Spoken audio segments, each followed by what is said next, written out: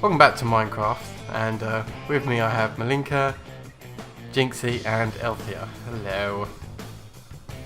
Hello. Hello. I can't believe I'm like trying not to laugh over the names because I was pissing about earlier. We're back on the server, and we're heading over the bridges here to the pumpkin, the giant pumpkin. So we've got the stalk at the front. This is Malinka's build. Yep. Well, Fire ordered us to make some really fantastic, weird-looking buildings, and I was looking at the jack-o'-lantern box, and I thought, well, why not make a really big one? So here it is. Okay, and what am I going to see inside? A small restaurant. Okay, what do they serve in the restaurant? Pumpkin pie? Well, pumpkin pie, pumpkin soup, pumpkin juice. If it's got the word pumpkin, they're serving it. So, what's... It's a bit of a Halloween-themed restaurant. Maybe we should have saved it for the Halloween special, but, well, yeah, it's done now. Oh, okay, so what I'm going to do is I'm going to find myself a signpost here. I think this restaurant needs a name. Uh-oh. Should I be afraid or not? No, it's fine. I love this dude. So it's going to now be called the Pumpkin Palace. Oh, I like. The Pumpkin Palace. Where every weird fetish with pumpkins will be served until the end. Where we place seeds where you didn't even realise there were places. That's actually a bit pretty harsh. But we've got a special VIP spot over here. For people who really think they're above everyone else, they can eat on top, have a big view into the void of nothing. What a lovely view. that might change in the Who knows, future, in the end we might actually have buildings there. Aye. There is a building I'm skipping in the middle on purpose because the person who built it isn't here. But in front of us is a work in progress from Elthia here, which is a giant tree. It is indeed. I kind of got the idea from the Magic Faraway tree, which was a book I used to love when I was a little kid, and then I thought, why not build it on Minecraft? Aye. So this Why not? It's a work in progress because we've got lots of branches missing that we still want, like smaller branches that we haven't done in yet, and hasn't got a canopy yet. But most of the inside's done, so we're going to take a look inside. Lots of vines, just to give it a proper tree feel. Tarzan would feel right at home. But it's a hollow tree inside with all these staircases that we didn't want to put banisters in or anything. We just thought it looks it's cool like this. It's very Harry Potter-esque actually. You expect the staircases to swing round and move and things, but... Hello, Hamora! Have you actually read the books?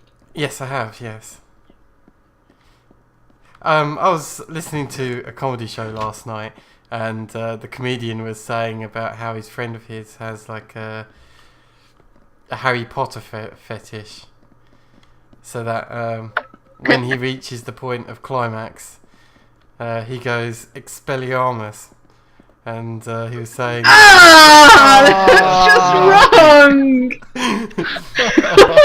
That's so wrong. And apparently You've just ruined that movie for me. Expelliarmus, and apparently his partner, I'm gonna need therapy. whenever he does that, just shouts out 5 points for Gryffindor. So, you know. Oh, man. I'm never gonna be able to watch that film in the same way again, ever. Right, moving swiftly onwards. I decided to put little rooms inside each of the branches because I thought it'd be quite interesting. Sorry, my mum just wandered in. Yeah, I decided to put rooms in the different branches. I've got a study, a couple of bedrooms, there's an attic at the top, a kitchen. That's all I could really think about.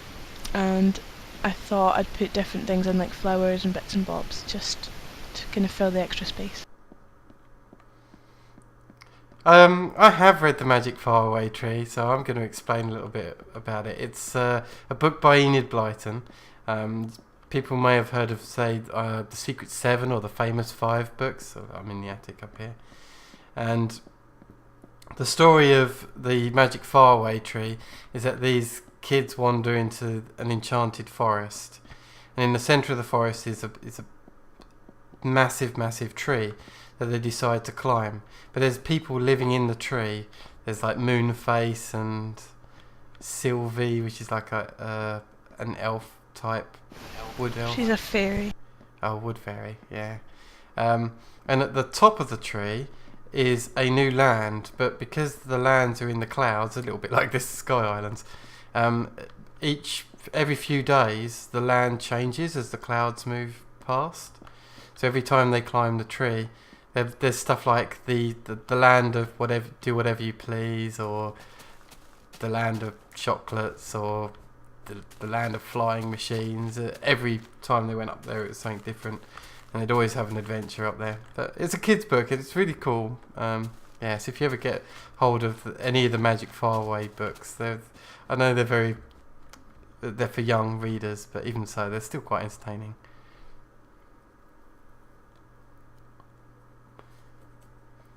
Especially, I like all the little biscuits and chocolates and things that they had, like the exploding fudge, which isn't a euphemism, by the way. For a change. For a change. Let's do a little bit of something extra during this video, especially as I've turned into debauchery all the way through. It was a simpler time. I blame you. Yeah, before there was any kind of Expelliarmus. Okay, so we're going to build a bridge over to the zoo. There's quite a height difference, isn't there, between the zoo, and each of these bridges, because they're rainbows, they go red, orange, yellow, green, blue, and if there's space, indigo and violet. How do you remember the colours of the rainbow?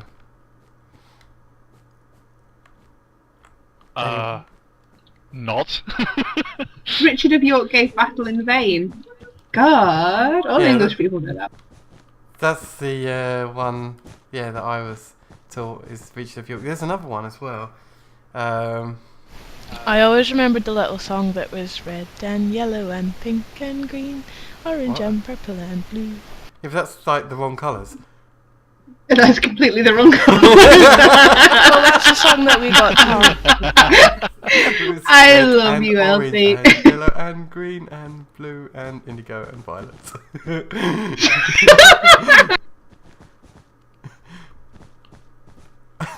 I'm sure other people... I did always find that song confusing because I was like, that's not the right colours. It did used to confuse me that. And yeah. And actually, I was watching Mickey Mouse Clubhouse the other day because I have a little boy, and and they were talking about the colours of the rainbow, and they actually did the wrong colours, and I was quite surprised by that. Mickey, goddamn Mickey, teaching us all wrong.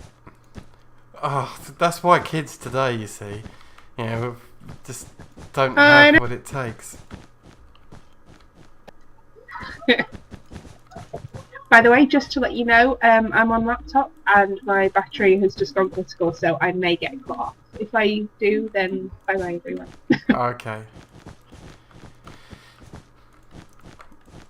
See, this is just going to end up being more of a staircase than a bridge, but it's fine.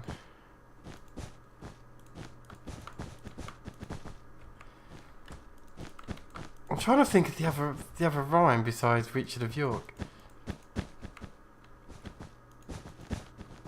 We'll have to try and make one up. And that's why God invented YouTube. Look it up.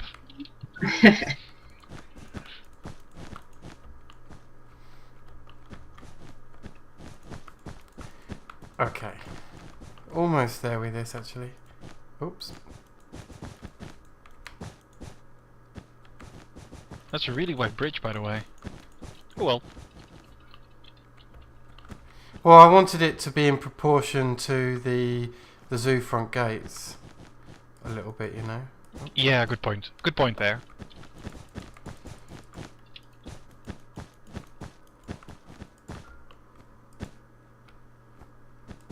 And that should probably finish it off. So yeah, it does end up just being a giant staircase down, but as you can see underneath, we're just placing the colours here. Looks like Jinx has lost her laptop power, but that's fine.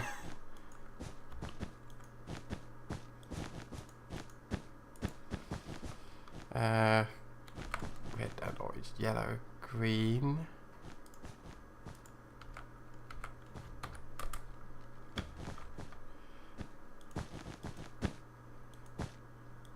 What was the rhyme you said that you used to remember it? Because I don't think I've ever heard that before. Richard of York gave battle in vain. I've not heard that one. But yeah, so the bridge is well underway and almost finished, and I think now's probably a good time to finish the episode off. So join us next time, and yep, for me and everyone else, we'll catch you next time. So take care, goodbye. Goodbye.